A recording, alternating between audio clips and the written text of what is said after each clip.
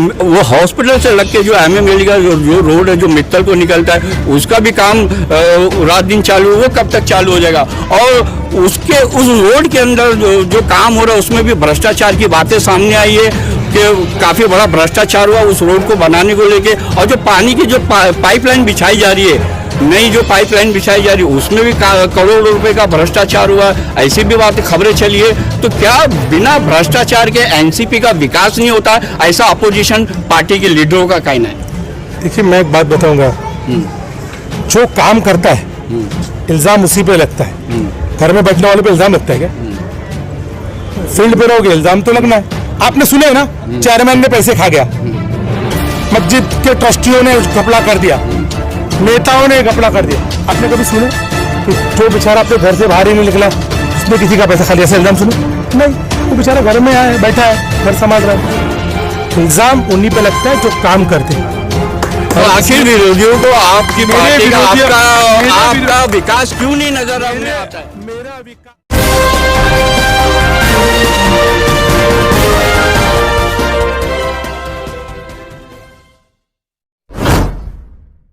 मैं हूं मोइन शेख और आप देख रहे हैं मुमरा टाइम्स। दोस्तों, इस वक्त हम मौजूद है कौसा के डोंगरे नगर परिसर में, जो पैनल नंबर 32 के अंदर आता है। और आज यहाँ परिसर के लोगों ने, यहाँ के जो चारों नगर सेवक है, पैनल के जो चारों नगर सेवक है, उन्होंने पिछले 4 सालों में जो भी काम किया उन कामों की सराहना करते हुए उनकी हौसला अफजाई की, उनका सत्कार किया गया। और ये सत्कार का जो कार्यक्रम था यहाँ के चर्चित समाज सेवक रफीक शेख द्वारा उन्होंने आयोजन किया था इस सत्कार समारोह का। इसी मौके पे आप देखेंगे यहाँ पे काफ़ी लोग यहाँ पे मौजूद हैं, उनसे हम बात करने की कोशिश करेंगे। तो सबसे पहले हम बात करेंगे नगर सेवक शानू पठान, जो इस वक्त विरोधी पक्ष के नेता भी है, उनसे हम जानने की कोशिश करेंगे कि आज यहाँ पे जो उनका सत्कार किया गया, उनकी जो हौसला अफजाई की गई, इस बारे में उनका क्या कहना है। शानू भाई, क्या कहना चाहेंगे?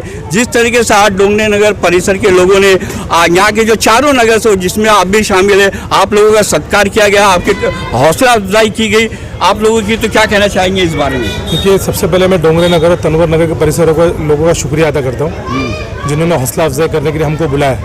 और काफ़ी खुशी महसूस होती है और हमारा कॉन्फिडेंस बनता है जब लोगों का काम करने के बाद लोग हमें हौसला अफजाई करने के लिए बुलाते। लेकिन हमारा हौसला अफजाई के साथ साथ उन्होंने हमको चुन के दिया है, हम चारों नगर सेवक की जिम्मेदारी है कि जब तक हम नगर सेवक उनके काम करके रहे। असली जो हकदार है, कोविड वॉरियर या जिनका सत्कार होना चाहिए, वो इस नॉन पॉलिटिक्स में चुनी हुई प्रक्रिया में नहीं है, उनकी जिम्मेदारी नहीं है, उनका हुकूक नहीं है, फिर भी आवाम की खिदमत कर रहे हैं। एज रफीक भाई, नाजिम सर, शाकिब दाते, मुश्ताक भाई, नईम पंगारकर, हमीद भाई, ये सारे जितने भी परिसर के जो दोनों गली के हमेशा लोग हैं जो सफाई से लेके, दवाओं से लेके, लोगों की मदद से लेके, एम्बुलेंस से लेके पहले उठ के आते, असली हकदार सत्कार के उन लोग। इसलिए हम सभी चारों नगर सेवक की ओर से हमने उनका सत्कार भी किया, उनका शुक्रिया अदा करते हैं और दुआ करते हैं कि ऐसे लोग हमारे साथ आगे जुड़े रहें और प्रभाग के आगे कामों के लिए और शहर के आगे कामों के लिए जो जितेंद्र अवार्ड साहब ने हमें दिया है उसके लिए राष्ट्रवादी कांग्रेस पार्टी काम कर रही है। आने वाले वक्त के अंदर राष्ट्रवादी कांग्रेस पार्टी की ओर से जितेंद्र अवार्ड साहब के मार्गदर्शन में बहुत सारे विकास कार्य होने वाले। शानू भाई, पहले आप नगर सेवक थे, अब विरोधी पक्ष के नेता बनाए गए, तो एक बड़ा पद होता है, विरोधी पक्ष का जो नेता होता है वो एक बड़ा पद होता है, उससे आपका पद भी बड़ा है और पार्टी के अंदर, मुमरा के अंदर आपका कद भी बड़ा है। तो अब सवाल भी आपसे बड़े होने चाहिए। जैसे कि आप भी जानते हैं कि इन दिनों शहर के अंदर जो हॉकर्स का जो मुद्दा है काफ़ी गरमाया हुआ है, इसको लेके काफ़ी सोशल मीडिया पे बातें चल रही है। तो क्या कहना चाहेंगे हॉकर्स के मुद्दे पे लेके? आप लोगों की यहाँ पे सत्ताधारी पार्टी है, एनसीपी जो सत्ताधारी पार्टी है, आज 11 साल हो गए, क्यों नहीं 11 साल में आप तक का ये जो हॉकर्स लोगों के लिए आप लोगों ने हॉकर जोन बना के क्यों नहीं दिया? देखिए, मैं आपको एक बात बताता हूँ कि हॉकर्स का मुद्दा है, लेकिन जो 11 साल के अंदर है ना, उससे बड़े मुद्दे थे शहर में जिसमें हमको काम करना था। 13 घंटे की लोड शेडिंग थी, उस पर काम करना था। शहर के अंदर रास्ते कंक्रीट के नहीं थे, उस पर काम करना था। पानी 50,000 के लोगों के माध्यम से मिलता था, 50,000 के पॉपुलेशन के हिसाब से, उस पर काम करना था। ऐसे बहुत सारे काम, कब्रिस्तान नहीं था, उस पर काम करना था। ये सारे काम हमने किए।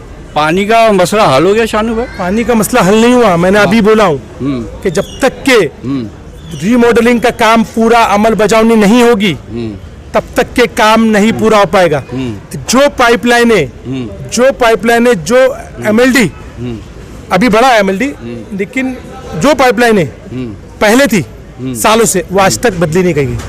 माननीय गृह निर्माण मंत्री डॉक्टर जितेंद्र आवाज जी ने हम सब कॉर्पोरेटर की मेहनत से 200 करोड़ रुपए का रीमॉडलिंग का काम कर शुरुआत हुई है। आप देखिए हर जगह पे पाइप धर रहे। जब ये सारे काम पूरे होंगे इसका इफेक्ट मुमरा में आने वाली वक्त के अंदर पानी की समस्या 99% तक खत्म हो जाएगी।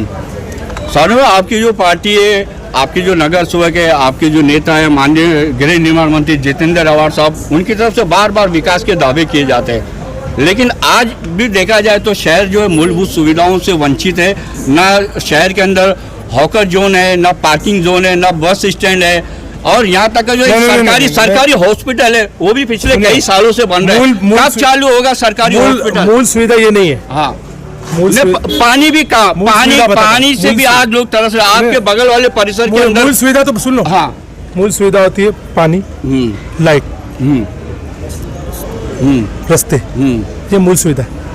शौचालय भी तो मूल सुविधा में आता है शानू भाई। शहर में शौचालय कहाँ है? सरकारी शौचालय कहाँ है? मूल सुविधा बता रहा हूँ, मूल, वो भी जिसमें मैक्सिमम लोग 99% लोग, ये सभी जितने भी लोग हैं, आप समझिए शौचालय मैं नहीं जा पाऊंगा, मेरे घर में है, मेरा घर नजदीक है। लेकिन जो बाहर से आते, जो रिश्तेदार आते यहाँ के रहने, उनका उसका परसेंटेज 10 है। मैं जो मूल सुविधा बोल रहा हूँ उसका परसेंटेज 100 है।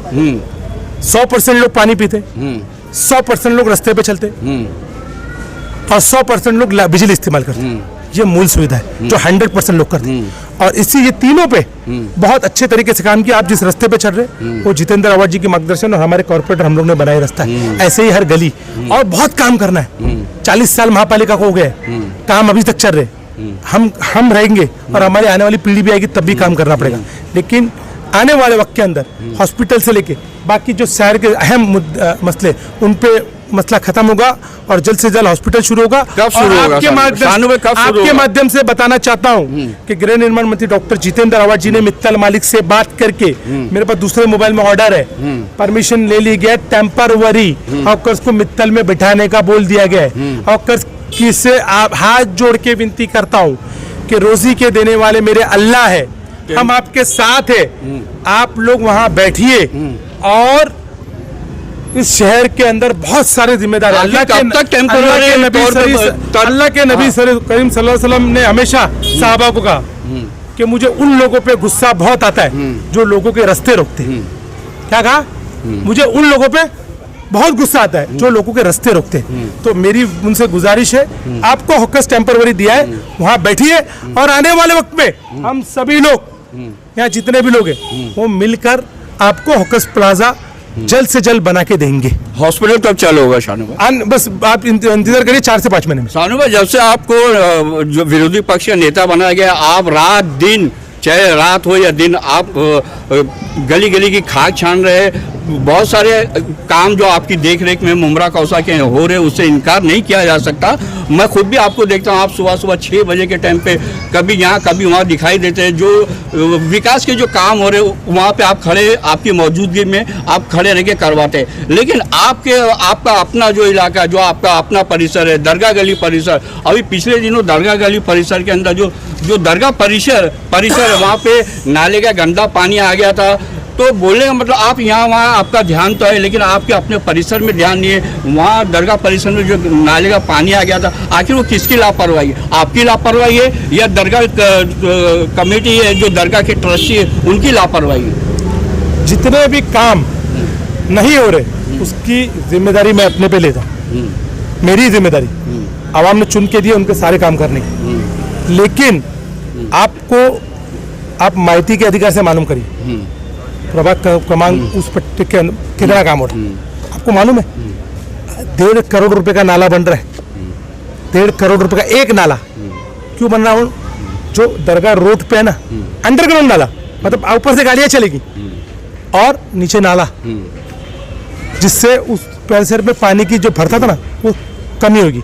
आस्थाना में जो गटर का पानी भरता आता है उसका मुख्य कारण ये है, हमारे महाराज भाई यहाँ बैठे उनके वालिद ट्रस्टी है, मुख्य कारण ये है कि आस्थाना नीचे हो गए और गटर ऊपर हो गए, और गटर ऊपर के साथ साथ पूरे परिसर जो है कंक्रीट करके ऊपर हो चुका है। सिर्फ आस्थाना का जो नीचे का परिसर है वो कम से कम 5 फुट नीचे, जब तक कि उसकी भरनी करके यूटीडब्ल्यूटी का टाइल बिठा के मार्बल बिठा के उसको ऊंचा नहीं करेंगे तब तक ये मसला नहीं सॉल्व होगा, हमको दिक्कत होगी।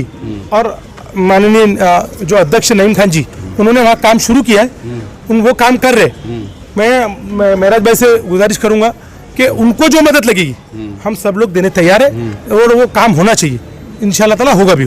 साथियों, हॉस्पिटल जो 4 महीने में बनके तैयार होगा लोगों के लिए, मतलब सेवाएं जो है हॉस्पिटल में शुरू हो जाएगी, ये अभी आपने कहा था। और दूसरी बात ये वो हॉस्पिटल से लग के जो एमएमएल का जो रोड है जो मित्तल को निकलता है उसका भी काम रात दिन चालू, वो कब तक चालू हो जाएगा? और उसके उस रोड के अंदर जो काम हो रहा है उसमें भी भ्रष्टाचार की बातें सामने आई है कि काफ़ी बड़ा भ्रष्टाचार हुआ उस रोड को बनाने को लेके। और जो पानी की जो पाइपलाइन बिछाई जा रही है, नई जो पाइपलाइन बिछाई जा रही है उसमें भी करोड़ों रुपए का भ्रष्टाचार हुआ, ऐसी भी बातें खबरें चली है। तो क्या बिना भ्रष्टाचार के एनसीपी का विकास नहीं होता, ऐसा अपोजिशन पार्टी के लीडरों का कहना है?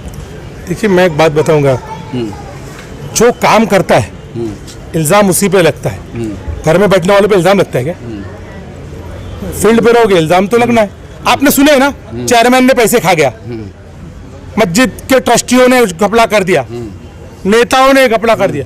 आपने कभी सुने कि जो बेचारा अपने घर से बाहर ही नहीं निकला उसने किसी का पैसा खा लिया, ऐसा इल्जाम सुने? नहीं, वो बेचारा घर में आए बैठा है, घर संभाल रहा है। इल्जाम उन्हीं पे लगता है जो काम करते।